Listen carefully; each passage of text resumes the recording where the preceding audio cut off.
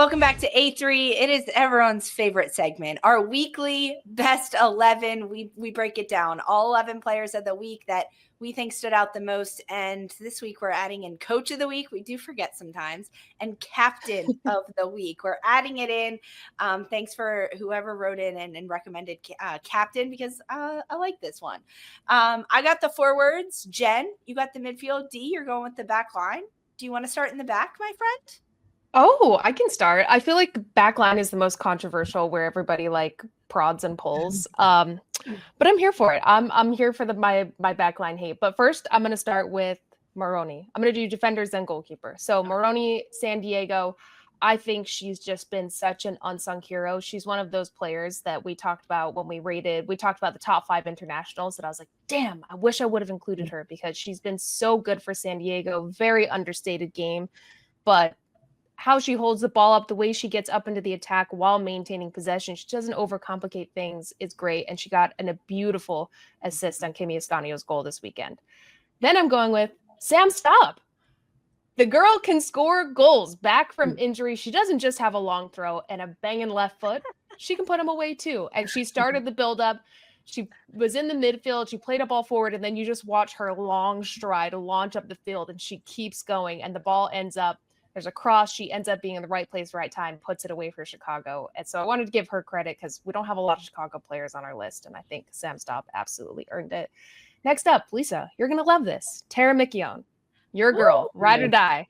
Tara McKeown, I thought she also had, Jen too, had a beautiful assist in the game. I think this was a game where we saw her grow a lot. She was higher up in the pitch. She was playing those really line-breaking balls with a lot of pace. Her assist was beautiful, the way that she whipped it in around the defense.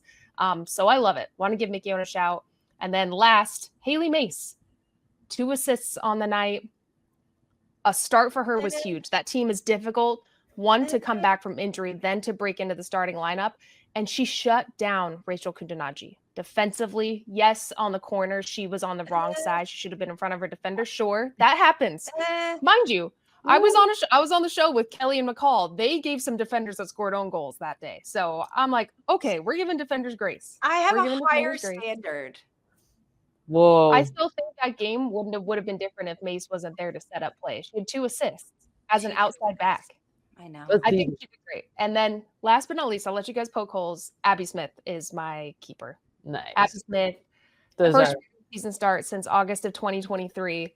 Yes, I got some claps. Yeah. And this is the first time Houston has held Seattle scoreless ever in the regular season.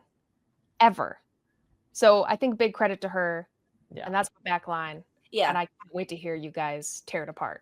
I like the Abby Smith shout. I also had, as the weekend goes on, Jordan Bloomer for Louisville getting a big shutout win. But I like Abby Smith, and also Angelina Anderson, the first shutout for Angel City. So that's who I originally had. I originally had Angelina Anderson. She had a ton of saves. She dealt with a lot. Utah likes to have a lot of distant shots. But I want to give Abby Smith some love. This is a long time coming as a goalkeeper after an injury that she had. To me, that is massive for Houston and for her. She looked confident tonight as well. I would say, because it's a big move for a coach to change a goalkeeper at any point in the season, right? Week 8 or not. But for someone who's not played a lot to be back in tonight, I thought she looked so confident coming out, made some good catches, made some good saves. So it's credit to her. She's obviously worked so hard to get that shot, and she would be my GK pick as well. I like Abby Smith for your goalkeeper. I'm gonna poke a hole in Haley Mace. Okay, who else would you put? I think Macy Bell with North Carolina Courage eliminated Barbara Banda. She did so well.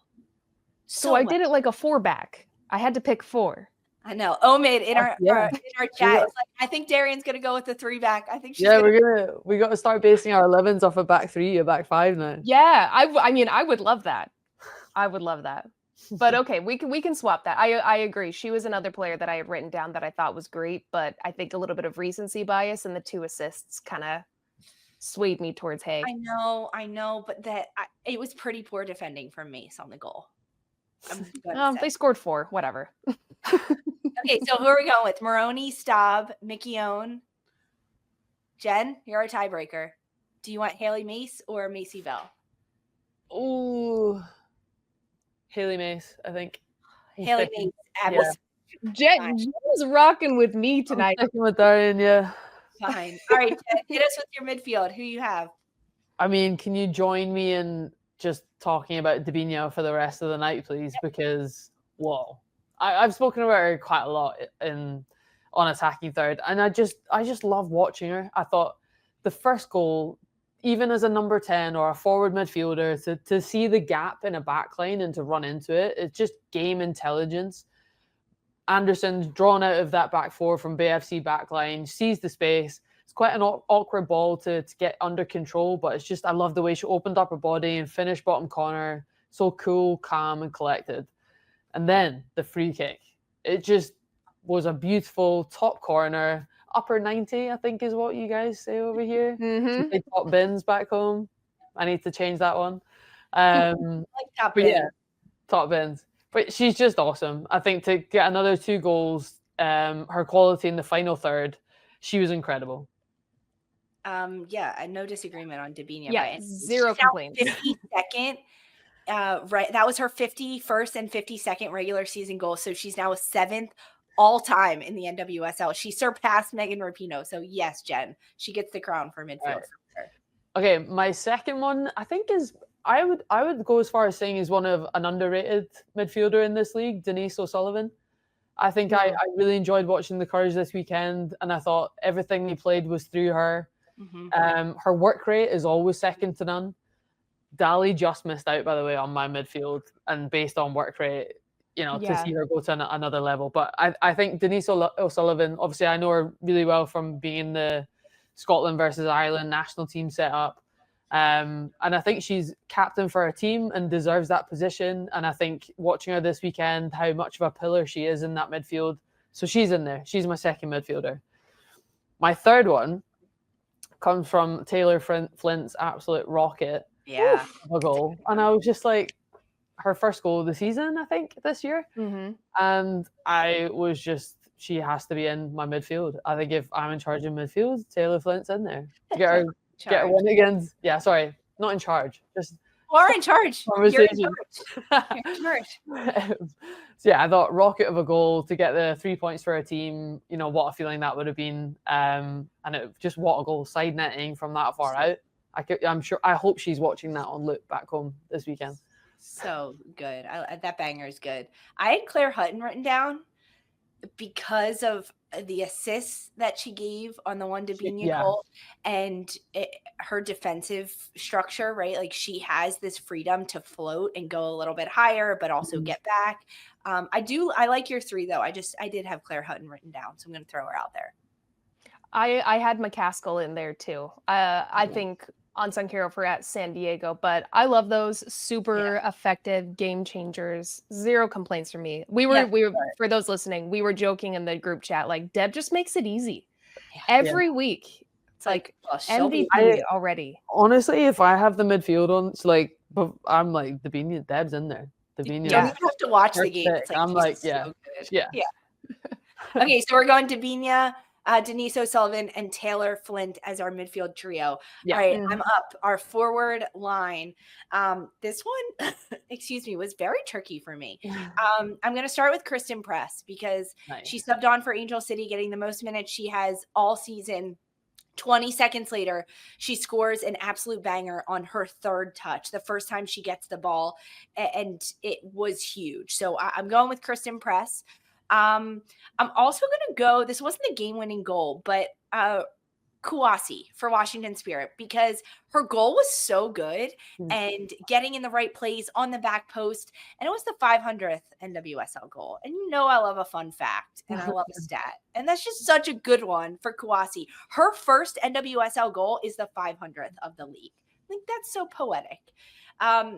This last spot for me was very difficult, but I'm going to go with Temwa Shawinga because of finally scoring after 4 goals. And that is so hard for a forward, confidence-wise, getting back into the swing of things when everyone, the media and fans are talking about you, how you haven't scored, reigning MVP and a Golden Boot winner.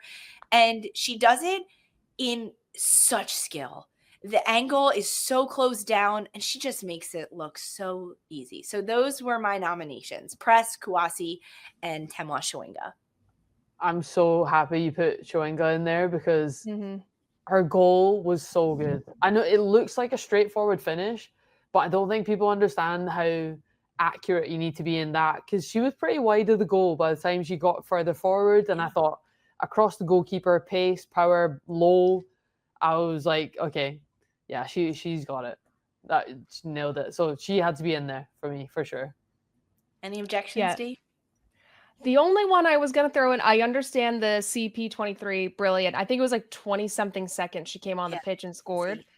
I think the one I would maybe throw in there is Alyssa Thompson. Again, I think I've probably put her in there like every single week. Yeah, but to me, she's just so good. And watching her game develop week to week, how she's in pockets, how quickly she is off of the cut to then set herself up for a shot is just compared to none in the league right now.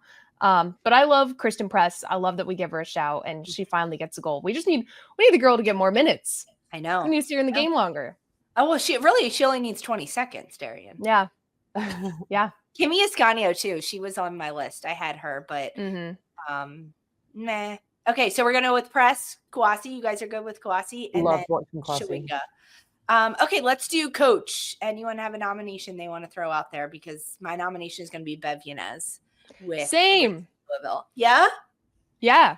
Oh, wait, I was so close, but I don't know whether to go for someone different now, but she was up there as well for me. Who's your pick, Jen? Well, I thought Jonas Eidevall to get 1-1 with a player down is no, that's a good shout.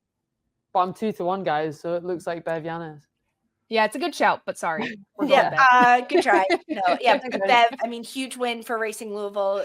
3 games in a row now. They had a good tactical game plan against Gotham, and it's Mother's Day too, and she's our mom in the coaching staff.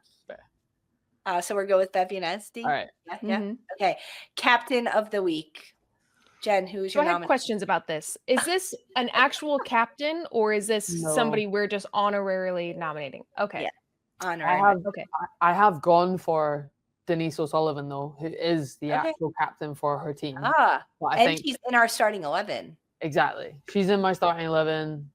That's a good one. She's within my midfield. She is captain. I'm going Denise O'Sullivan.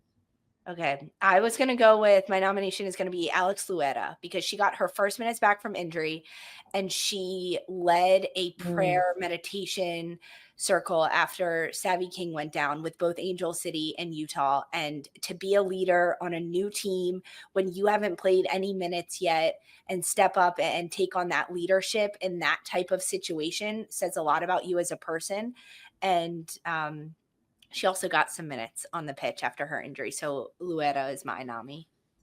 Wow, we all went different on this one. So for similar reasons, I had Megan Reed. She's a former firefighter. She went in, she calmed everybody down. She had the situation under control when everybody saw Savvy King go down. She really helped. I read in The Athletic, she helped her team kind of overcome that situation and stay together. And so for me, Megan Reed is a player. Didn't see the pitch. She's a player to me that I think deserves the captain ban. Oh, she did come in. You're right. She came in. But even with all of that, she was the player to keep her head, calm everybody down, and use her experience being an EMT and then firefighter in this moment as a professional athlete with her team. That's a good one. But I think we should all have captains, honorary captains. We'll just say all of them. Yeah, I feel like this was a funky week.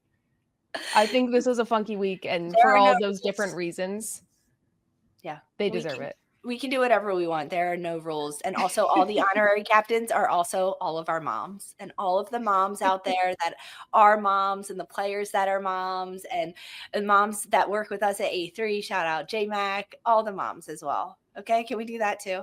Yes, I love that.